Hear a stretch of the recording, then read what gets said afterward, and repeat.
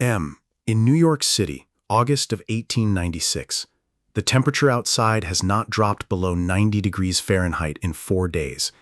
Inside the tenement buildings of Manhattan, families lie on wet sheets, gasping. Some have carried their mattresses onto the roof. Others have walked half asleep to the docks just to feel a breath of air off the river. By the end of that week, more than 1,000 people will be dead. Not from disease, not from violence, from heat. From something as simple, as invisible as the air itself refusing to cool down. And here's the part that should stop you cold. That heat wave wasn't an anomaly. For most of human history, summer wasn't a season to enjoy. It was a season to survive. I'm Adrian Vale, and I've spent years digging through the parts of history that never make it into textbooks. Not the wars, not the kings, but the ordinary, brutal details of daily life. And somewhere along the way, I became obsessed with a question that sounds almost silly until you really sit with it. How did people survive summer before air conditioning? Not just survive it, live through it, work through it, raise children through it for thousands of years. The more I dug, the more I realized we've forgotten just how dangerous a hot afternoon used to be. Because here's the truth almost nobody thinks about. For the vast majority of human existence, there was no escape from heat. None. You couldn't press a button. You couldn't retreat into a cool room. If it was 100 degrees outside, it was 100 degrees inside your house, inside your church, inside the factory where you worked 12 hours a day. And that single fact shaped everything. Where people built their cities, how they designed their clothing, when they worked, when they slept, even how empires functioned. Let's go back further. In ancient Persia, engineers were already fighting this exact battle more than 2,000 years ago. They built extraordinary towers called badgirs, wind catchers, tall chimney-like structures that caught even the faintest breeze and funneled it down into the homes below, sometimes passing over underground water channels to cool it further. Some of these structures could drop the indoor temperature by 10 degrees or more, using nothing but architecture and airflow. No electricity.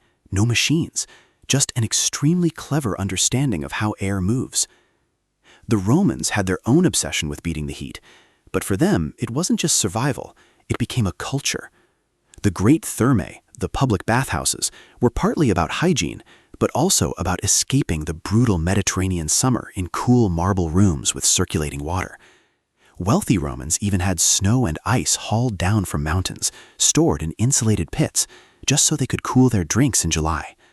Think about the logistics of that.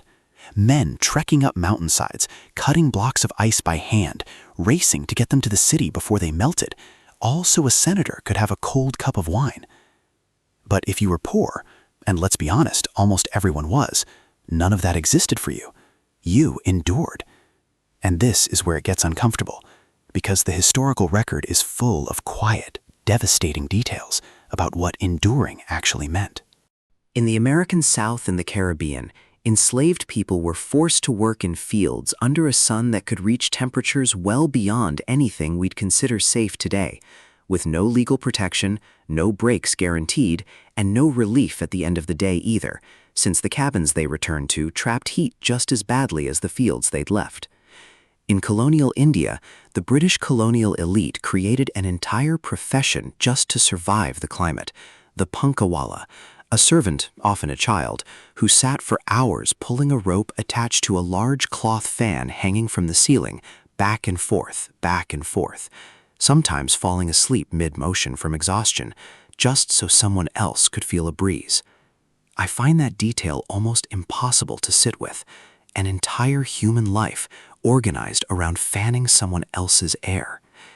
And it wasn't only about labor, it was about death.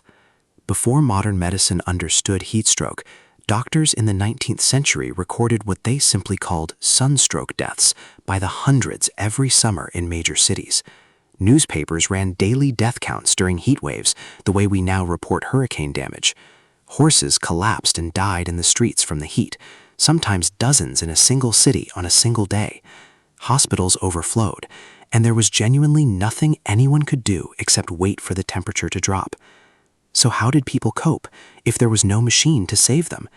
They redesigned their entire way of living around the sun. In Spain, Italy, Greece, and across the Mediterranean and Middle East, the siesta wasn't laziness, it was survival engineering.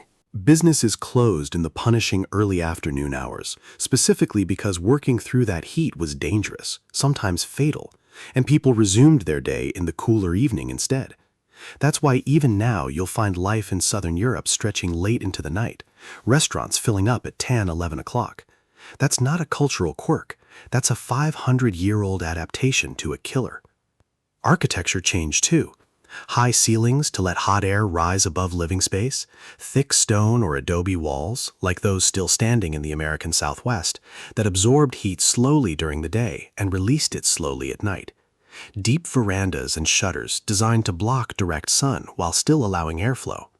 Entire cities in the Middle East were built with narrow, shaded alleyways, specifically to keep the sun from ever touching the ground.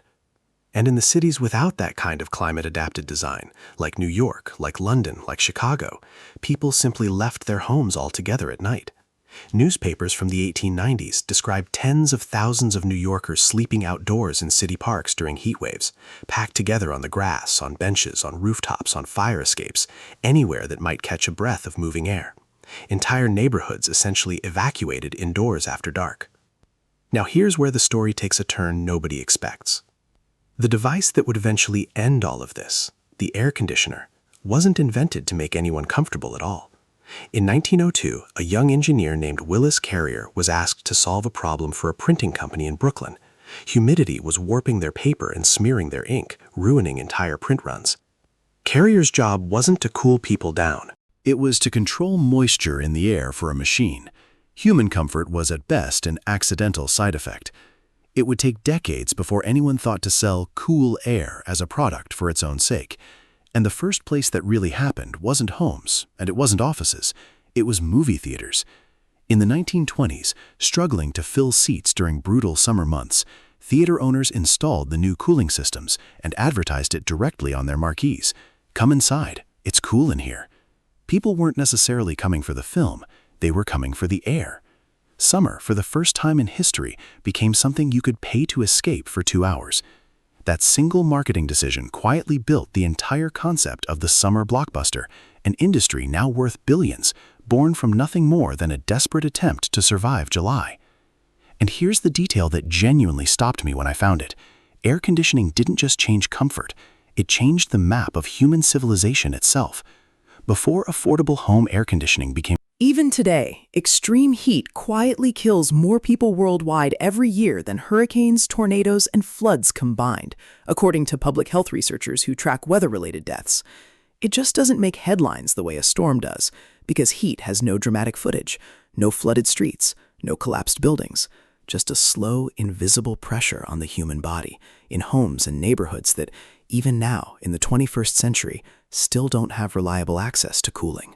So when you switch on an air conditioner without a second thought this summer, you're doing something that would have seemed like pure magic to almost every human being who ever lived before you. You're doing something that Roman senators paid fortunes for, something Persian engineers built entire towers to achieve, something that, for most of history, simply wasn't possible at any price. Personally, that's the part of the story that stays with me the longest. Not the invention itself, but how astonishingly recently, comfort like this became normal. Your great-grandparents likely lived through summers that we would now consider a public health emergency, and they just called it Tuesday. History has a way of reminding us just how fragile our comfort really is, and how quickly we forget the world that came before it.